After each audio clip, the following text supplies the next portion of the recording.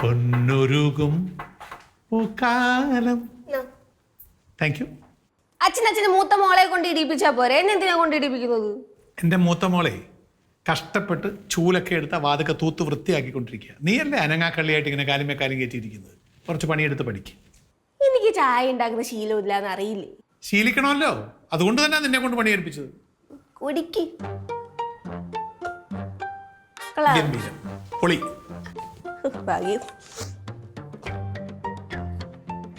എനിക്ക് നിങ്ങളോടൊരു കാര്യം പറയാനുണ്ട്. നീ ഒന്നാം തീയതി എവിടെ നിരങ്ങാൻ പോയതാടി? ഞാൻ ചിട്ടിപ്പൈസ മേടിക്കേ.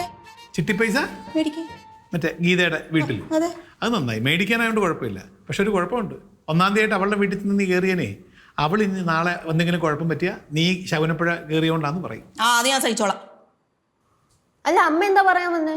അതെനിക്ക് അച്ഛനോടാ പറയാനുള്ളൂ, അല്ലാതെ നിന്നോടല്ല. ഞാൻ കേട്ടതോ കുഴപ്പം? നീ കേക്കണ്ട. അത് ഞാൻ കേട്ടാലേ ഞാൻ പറഞ്ഞത്. അവക്കൂടെ കേൾക്കാവുന്ന കാര്യങ്ങൾ നീ പറഞ്ഞാ മതി. എനിക്ക് അങ്ങനെ പറയുന്നതിന് ഒരു പ്രശ്നവുമില്ല. പറയുന്നേ നമ്മുടെ ഗീതയുടെ ഭർത്താവില്ലേ കുടിച്ചു കൂത്താടി നടക്കുന്നത്? നിനക്ക് അതൊക്കെയാ ഹീറോ അല്ലേ? നാളെ തൊട്ട് ഞാനും അടിച്ചു കൂത്താടി നടക്കാടി. അങ്ങനെ എങ്ങനെ നിങ്ങൾ കുടിച്ചു നടന്ന നിങ്ങളെ കാല് ഞാൻ അടിച്ചു പൊട്ടിക്കും. എന്റെ പൊന്നമ്മ കാലടിച്ചൊന്ന് പൊട്ടിക്കല്ലേ, അവസാനം അമ്മ എന്നെ നോക്കേണ്ടി വരും. അത് ശരിയാന്നല്ലേ?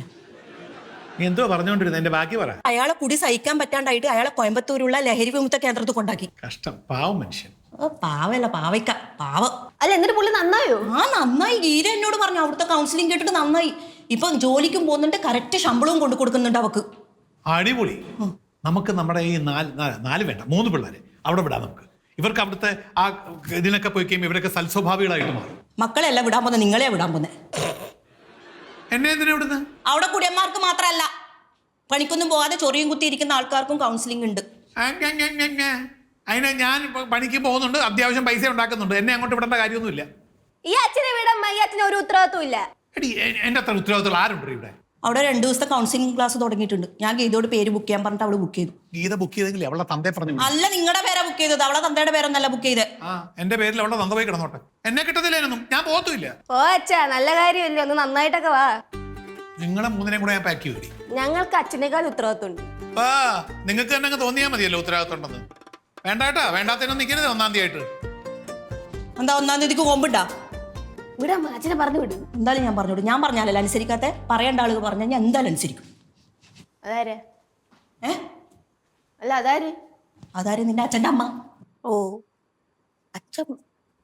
അമ്മ, അമ്മയ്ക്ക് വേണ്ടി കൊണ്ടുവന്ന സ്പെഷ്യൽ അച്ചാറാ, വീട്ടിലുണ്ടാക്കിയതാ. മാങ്ങാച്ചാർ അടിപൊളിയാ.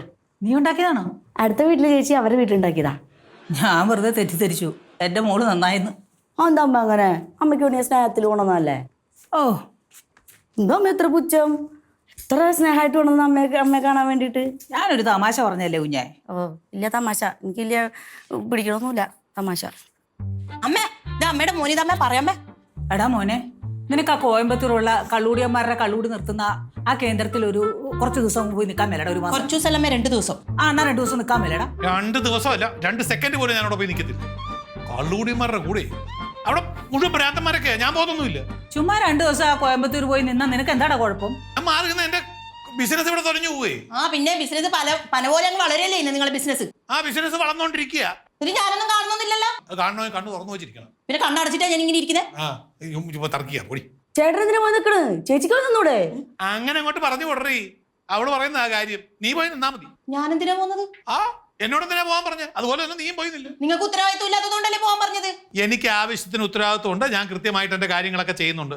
അതിന് തക്കതായിട്ടുള്ള കാര്യങ്ങളൊക്കെ മതി. എടാ, നിനക്ക് ഉത്തരവാദിത്വം ഇല്ലാത്തതുകൊണ്ടല്ലേ അവൾ അതങ്ങ് പറഞ്ഞു. നിനക്കൊന്ന് പോയി നിന്നാൽ എന്താ കുഞ്ഞ കുഴപ്പം? എന്നെ വളർത്തി വിട്ടതിന്റെ കുഴപ്പാ ഉത്തരവാദിത്തം ഇല്ലെങ്കിൽ. എടാ, ഞാൻ നിന്നെ നേരം വണ്ണോ വളർത്തിയത്. എന്നിട്ടാണ് ഇവിടെ പറഞ്ഞ എനിക്ക് ഉത്തരവാദിത്തം ഇല്ലെന്ന്. അതെങ്ങനാ ഇവക്കടെ കൂടെ കൂടിയ പിന്നെ നീ ഇങ്ങനെ ആയത്? അത് പറ. അതെ, ചേട്ടന് ഉത്തരവാദിത്തം അതില്ല. ചേട്ടൻ പോണം. നീ മിണ്ടരുത്. നിനക്കാണ് അടി കിട്ടേണ്ടത്. 2 വള്ളത്തിൽ കൂടെ വന്നാലേ നിന്റെ കാല് കീറിപ്പോവും. നീ ഇവിടെ 1-ാം തീയതി കാല് കുത്തിയില്ലേ, അന്നേരം ഞാൻ വിചാരിച്ച ഈ വീട്ടിലെ സ്വൈര്യം പോകുന്നു. നോക്കിക്കോ, ഈ മാസം 1 സെക്കൻഡ് നിങ്ങൾക്കാർക്ക് സ്വൈര്യം കിട്ടാൻ പോകുന്നു. അതെ, എന്റെ കാലിവിടെ പതിഞ്ഞുകൊണ്ടാണ് ചേട്ടൻ ഇപ്പൊ കൗൺസിലിങ്ങിന് പോയിട്ട് നല്ലവനാകാനുള്ള അവസരം കിട്ടിയത്. നീ കൗൺസിലിങ്ങിന് പോയില്ലെങ്കിൽ നിന്നെ ഞാൻ ഈ പടിക്കകത്ത് കേൾക്കത്തില്ല. അതന്നെ എന്റെയും തീരുമാനം. അതന്നെ എന്റെ തീരുമാനം. ഇവര് 2 വിഡ്ഢികളാന്ന് പറയാം. അമ്മയ്ക്ക് ബോധമുണ്ടല്ലോ. ഇവള് പറഞ്ഞതിന്റെ അർത്ഥം മനസ്സിലായോ? എനിക്ക് ഉത്തരവാദിത്ത ബോധം ഇല്ലാത്ത അമ്മ വളർത്തിയതിന്റെ കുഴപ്പമാണ്. ഞാൻ ഇൻഡയറക്റ്റ് ആയിട്ട് ഞാൻ പറഞ്ഞത് തന്നെയല്ലേ ഇവള് പറഞ്ഞത്. ഞാൻ ഒരിക്കലും അങ്ങനെ പറയില്ലമ്മേ. വെറുതെ ഇല്ലാത്ത പറഞ്ഞില്ലേണ്ടല്ലോ. പിന്നെ അങ്ങനെ ഒരു സുപ്രഭാതം കൊണ്ട് മനുഷ്യൻ ഉത്തരവാദിത്തം ഇല്ലാതാകും. അങ്ങനെ ഉണ്ടെങ്കിൽ നിന്നെ കെട്ടിയതിന്റെ കുഴപ്പം. ഒന്നില്ലേ അമ്മ വളർത്തിയതിന്റെ കുഴപ്പം, ഇല്ലേ നിന്നെ കെട്ടിയതിന്റെ കുഴപ്പം. ഇല്ലെങ്കിൽ എനിക്ക് അതിന് ഉത്തരവാദിത്തം ഇല്ലാതാവും. നീ പറ. അമ്മേ, എന്നെ കെട്ടുന്നത് വരെ ഇവിടുത്തെ കാര്യങ്ങളൊക്കെ ആരാ ചെയ്തോണ്ടിരുന്നേ? എടി അവൻ എനിക്ക് എല്ലാ സാധനങ്ങളും കടയിൽ പോയി മേടിച്ചോണ്ട് തരും. എല്ലാം എന്റെ കുടുംബത്തിന് ഞാൻ ഇച്ചിരി പൈസ കൊടുത്താൽ മതി.